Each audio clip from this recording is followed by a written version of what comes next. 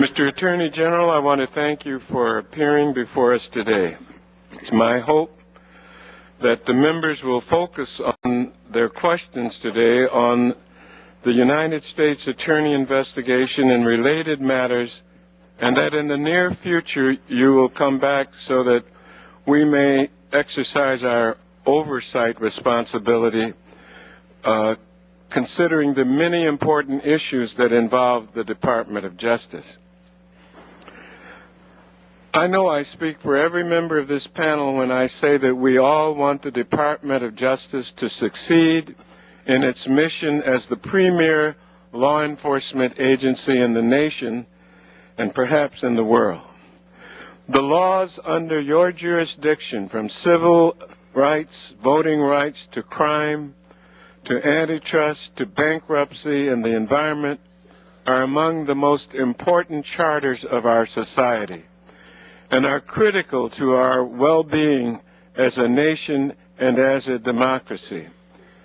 At the same time, I am sure we agree, you and I, that any hint or indication that the department may not be acting fairly and impartially in enforcing the nation's laws or in choosing the nation's law enforcers has ramifications far beyond the department itself and casts doubt upon every action or inaction your office and your employees take.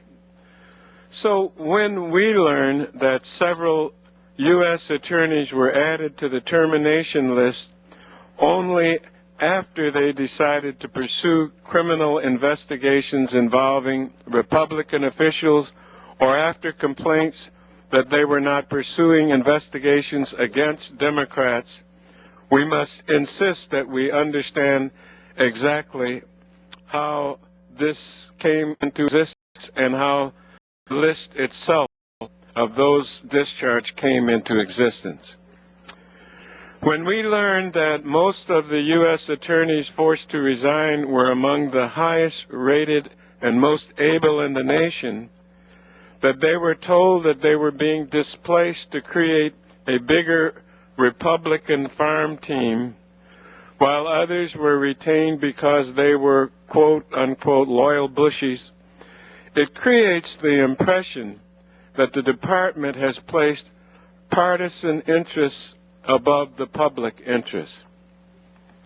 When a respected former career attorney at the Civil Rights Division testifies that he has been directed to alter performance evaluations based on political considerations, when I receive an anonymous letter apparently from Department of Justice employees complaining that candidates for career positions have been subjected to political litmus tests, and when the Attorney General has secretly delegated his authority to hire and fire non-civil service employees, this calls into question the department's commitment to fair and impartial justice. When the White House gives us a take-it-or-leave-it offer for a one-time, off-the-record interview without transcripts, which I've referred to as meet us at the pub for fish and chips so we can talk, which no self-respecting investigator would accept, makes open-ended claims of executive privilege and loses or destroys millions of emails relevant to our investigation, whether the administration is trying to cover up two simple truths. Who created the list and why? And when we learned this morning, page 1, Washington Post, that another U.S. attorney in Missouri was forced out contrary to repeated assurances that the 8 U.S. attorneys whose circumstances we've been examining for the past few months were the entire list, it makes us wonder when we will get the entire report, truthful report about this matter. Now, to those who might say that it is time to move on and end our investigation, allow me to remind you of a couple things. The matters that have come to light to date are quite serious.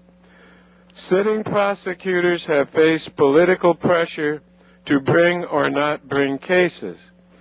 Numerous misstatements by senior officials regarding the firings have been made to Congress. The reputations of good and honest public servants have been besmirched. Former U.S. attorneys have been pressed not to cooperate with our investigation, and the Presidential Records Act and Hatch Act may have been violated. But most important of all, however, the Department's most precious asset, its reputation for integrity and independence, has been called into question. Until we get to the bottom of how this list was created and why, those doubts will persist.